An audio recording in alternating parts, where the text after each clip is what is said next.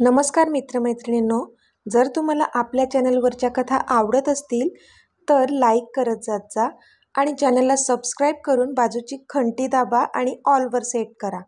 म्हणजे जेव्हा जेव्हा मी नवीन व्हिडिओ किंवा कोणतीही नवीन पोस्ट अपलोड करेन तेव्हा ती सगळ्यात आधी तुमच्यापर्यंत पोहोचेल.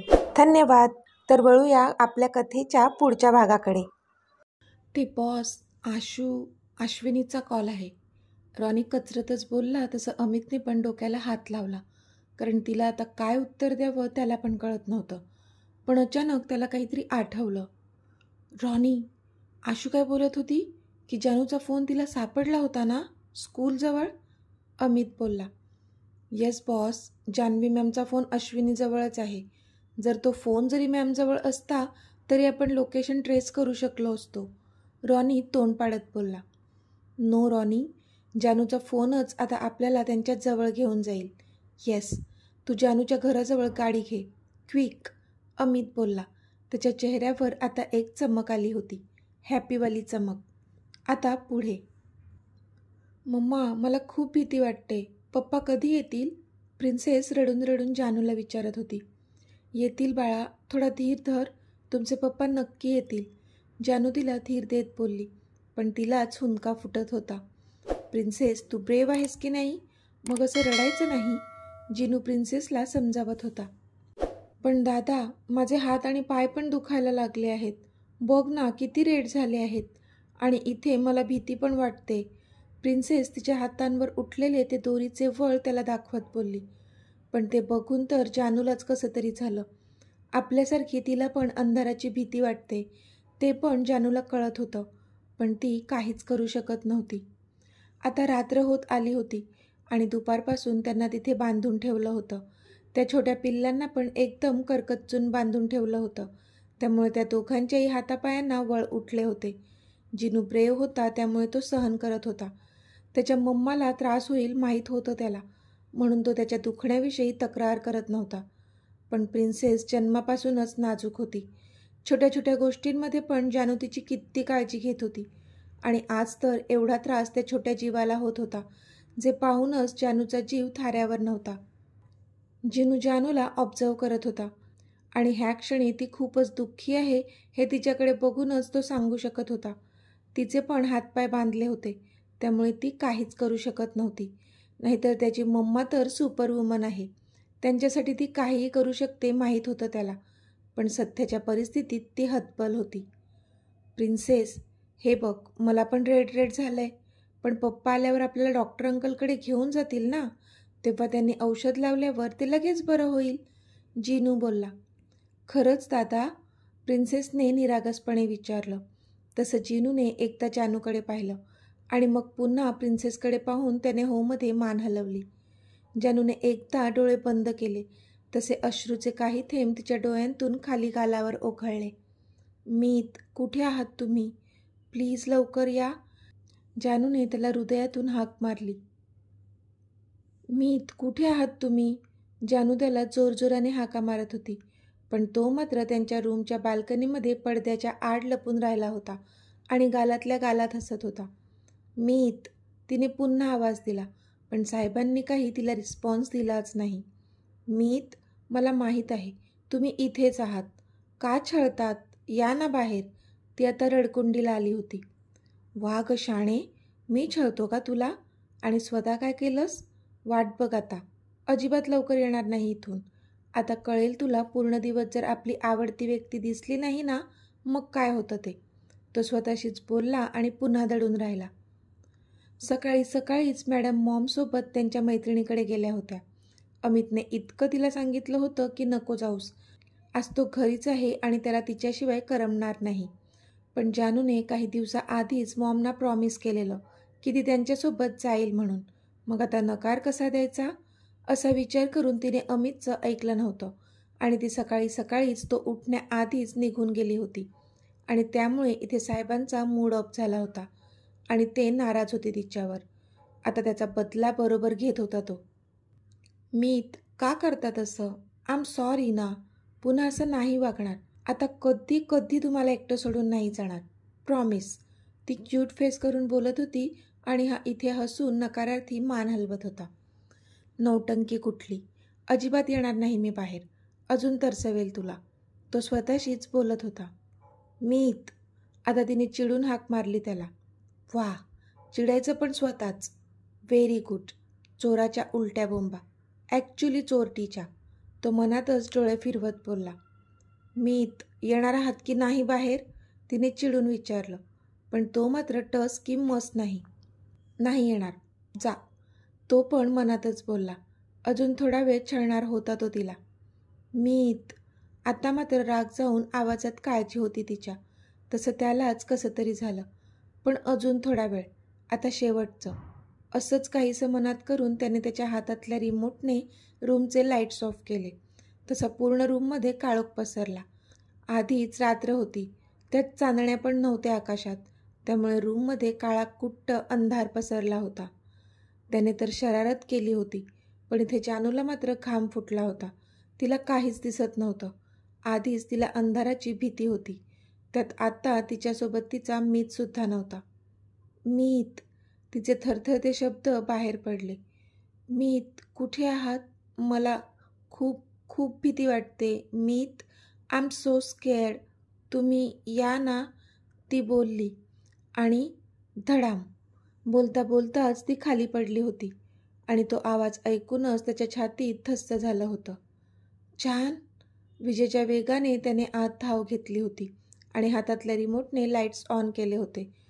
पण समोर तिला खाली जमिनीवर निश्चित पडलेलं पाहूनच त्याच्या काळजात कळ उठली.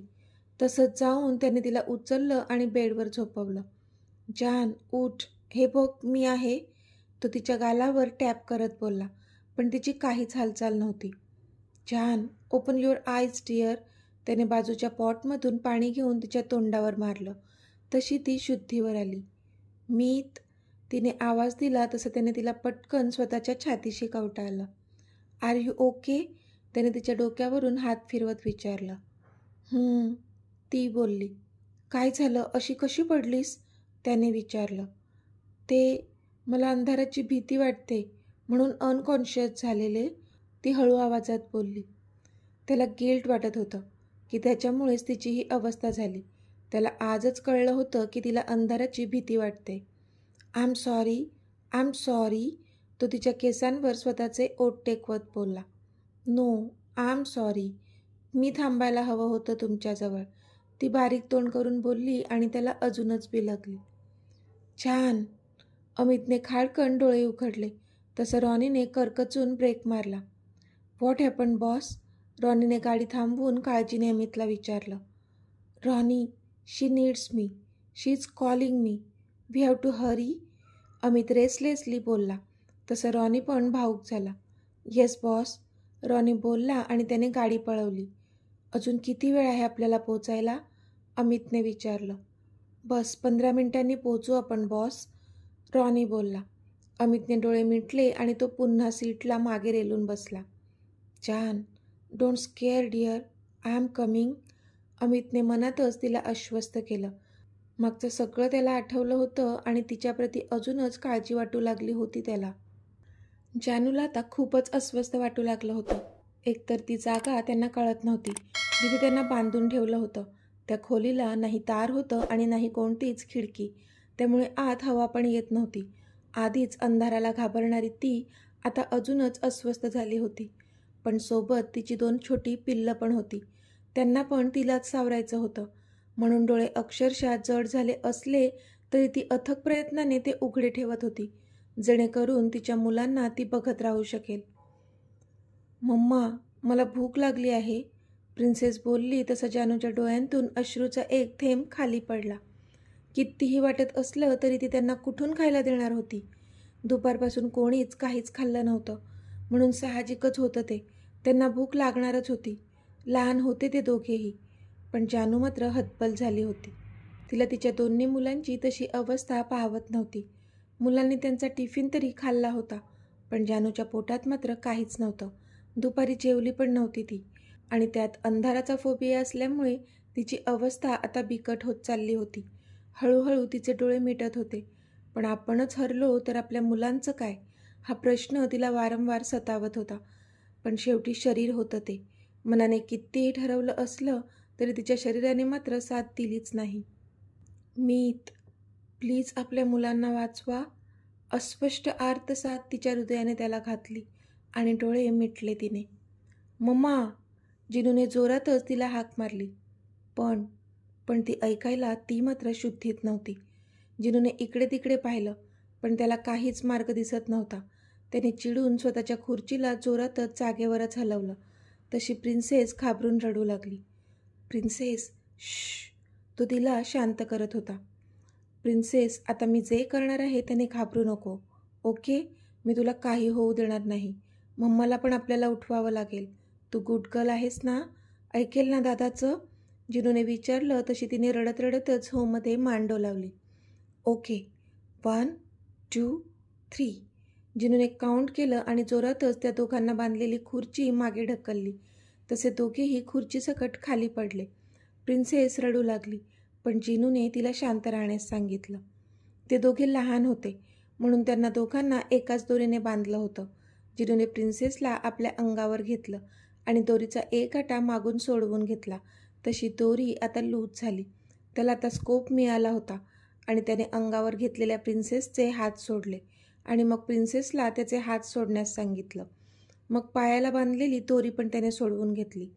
मम्मा, मम्मा, तो आता जानूजवळ आला होता आणि त्याने तिला बांधलेली दोरीसुद्धा सोडली होती. तिला उठवत होता तो, पण जानू मात्र उठत नव्हतीच आणि जानू उठत नाही हे बघून प्रिन्सेसने पण भोकाड पसरवलं होतं. प्रिन्सेस, श्श, मम्माला काहीच झालेलं नाही आहे. जिनू प्रिन्सेसला शांत करत होता. पण मग मम्मा उठत का नाही? प्रिन्सेस रडत रडत बोलली. उठेल ती, असं म्हणत जिनू इकडे तिकडे पाहू लागला. पण अंधारामुळे त्याला काहीच दिसत नव्हतं. तरी त्याने थोडं पुढे जाऊन पाहिलं तर त्याच्या पायाला काहीतरी लागलं. त्याने चाचपडून पाहिलं तर त्याचीच ती स्कूल बॅग होती. त्याने पटकन त्या बॅगमधून पाण्याची बॉटल काढली आणि त्यातून थोडं पाणी जानूच्या तोंडावर शिंपडलं. तशी हळूहळू तिने चुळबुळ केली. प्रिन्सेस, जिनू, बडबडतच तिने डोळे उघडले तर समोर जिनू हातात पाण्याची बाटली घेऊन तिला दिसला आणि बाजूला प्रिन्सेस पण बसलेली दिसली. तसं पटकन पुढे होऊन तिने त्या दोघांना घट्ट मिठीत घेतलं. तुम्ही ठीक आहेत ना? तिने काळजीने विचारलं. मम्मा, आम्ही ठीक आहोत. तू आधी पाणी पी हे, जिनू बोलला आणि त्याने तिच्या तोंडाला ती बाटली लावली. तिने ते पाणी प्यायलं, पण एकटक जिनूकडे बघत होती ती. जणू तिचा मीतच तिची काळजी घेत होता ह्या क्षणी असं वाटत होतं तिला. मम्मा, बरं वाटतंय का? तू अनकॉन्शियस झाली होती थोड्या वेळाआधी, जिनू बोलला. पण तिने मात्र त्याला पुन्हा मिठीत घेतलं. एवढासा होता तो, पण खूप मोठा असल्यासारखा काळजी घेत होता तिची. तिला नेहमीच वाटायचं त्याचं कौतुक, पण आज मात्र जरा जास्तच वाटत होतं. मम्मा, दादाने आपल्याला सोडवलं, प्रिन्सेस बोलली तशी जानू हसली. हो, तुझा दादा खूप स्मार्ट आहे, अगदी त्याच्या पप्पांसारखा, जानू जिनूच्या डोक्यावरून हात फिरवत बोलली. तसा जिनू फक्त हसला. मम्मा, आता इथून बाहेर कसं पडायचं ते शोधावं लागेल, जिनू बोलला. तशी तिने मान डोलावली. प्रिन्सेसला एका ठिकाणी बसवून दोघेही मायलेक कुठे काही रस्ता सापडतो का ते पाहू लागले. पण तिथे कोणतंच दार नव्हतं की नाही कोणतीच खिडकी. सगळं पॅक्ड होतं. आता इथून निघायचं कसं हा मोठा यक्षप्रश्न त्यांच्या समोर उभा होता. इथे अमितच्या माणसांनी मोहनची अक्षरशः चमडी उधळली होती. तो वेदनेने इतका कळवळत होता, पण तोंडातून त्या तिघांच्या पत्त्याबद्दल चकार शब्द नव्हता काढला त्याने. किती निर्दयी आहात रे तुम्ही, सोडा त्यांना. तुमच्या बापाच्या वयाचे आहेत ना ते, तरी इतका जीव जाईपर्यंत मारायला लाज वाटत नाही का तुम्हाला? नैना जोरजोरात ओरडत होती. तिला एका खांबाला बांधून ठेवलं होतं. मग सांग ना त्याला पत्ता सांगायला, आम्ही नाही मारणार त्याला. पण जर त्याने पत्ता सांगितला नाही तर मात्र त्याला हा मार खावाच लागणार आहे. आमच्या बॉसची ऑर्डरच आहे तशी, तो माणूस बोलला. पण त्यावर मात्र मोहन छद्मीपणे जोरजोरात हसू लागला. तुम्ही माझा जीव जरी घेतलास ना तरी मी तुम्हाला पत्ता सांगणार नाही त्यांचा. त्याची बायको आणि मुलं त्याला कधीच सापडणार नाहीत आता. जाऊन सांगा तुमच्या बॉसला, मोहन तुच्छ हसत बोलला. तसा तो माणूस अजूनच चिडला आणि अजून जोरजोराने फटके मारू लागला त्याला. तसा तो पुन्हा कळवळला. इथे अमितची गाडी जानूच्या बिल्डिंगजवळ थांबली होती. तसा तो विजेच्या चपळाईने गाडीतून उतरला आणि त्याने लिफ्टकडे धाव घेतली. रॉनी पण त्याच्या पाठी गेला. दरवाजाची बेल वाजली तसा आशूने दार उघडलं आणि समोर अमित आणि रॉनीला पाहून तिच्या चेहऱ्यावर आनंद पसरला. ती पटकन बाहेर आली आणि सगळीकडे नजर फिरवू लागली, पण तिला जानू आणि मुलं कुठेच दिसली नाहीत. जानू आणि मुलं कुठे आहेत रॉनी? आशूने आगतिक होत रॉनीला विचारलं. तशी रॉनीने नाहीमध्ये मान हलवली. अजून नाही सापडलेत ते, पण लवकरच सापडतील, ट्रस्ट मी, असं म्हणत अमित सरळ आत शिरला. पण तुम्ही तर बोलला होतात त्यांचा पत्ता सापडला आहे, मग? आशूने विचारलं. पण अमित मात्र आतमध्ये सगळीकडे नजर फिरवत काहीतरी शोधत होता. आशू, तुला सगळं नंतर सांगतो. सध्या तरी तू मला जानूचा मोबाईल दे. तुला स्कूलजवळ सापडला होता ना तो? अमितने घाईघाईने विचारलं. हो, असं म्हणत आशूने बाजूच्या ड्रॉवरमधला जानूचा फोन काढून त्याच्या हातात दिला. तसा पटकन तो फोन चालू करू लागला, पण फोन बंद होता. व्हॉट द हेल, हा फोन स्विच ऑफ का आहे? अमितने रागात विचारलं. ते झाला असेल तो स्विच ऑफ, पण तुला का हवा आहे तिचा फोन? आशूने विचारलं. सांगतो, असं म्हणत अमितने पटकन तो फोन चार्जिंगला लावला. पण फोन थोडा चार्ज होईपर्यंत त्याला वाट पाहावी लागणार होती.